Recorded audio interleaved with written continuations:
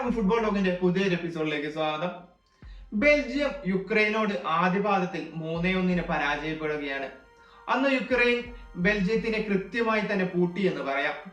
എന്നാൽ രണ്ടാം പാദത്തിൽ ബെൽജിയം തിരിച്ചടിക്കുകയാണ്. 3-0 പരാജയപ്പെടുത്തി യുക്രൈനെ പരാജയപ്പെടുത്തിക്കൊണ്ട് ബെൽജിയം അഗ്രിഗേറ്റ് സ്കോറിൽ 4-3 വിജയിച്ചുകൊണ്ട് മുന്നേറുകയാണ്.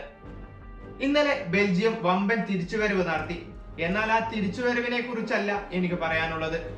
യുക്രൈന്റെ ഒരു മധ്യനിര താരത്തിനെ കുറിച്ചാണ്.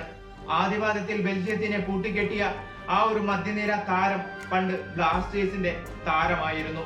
യുക്രൈന്റെ മധ്യനിരയിൽ ഒറ്റയാനായി ബെൽജിയത്തിന്റെ മിക്ക ആക്രമണങ്ങളെല്ലാം തകർത്ത ഇവാൻ കലീഷ്നി എന്ന മുൻ ബ്ലാസ്റ്റേഴ്സ് താരത്തെ കുറിച്ചാണ് പറയുന്നത്.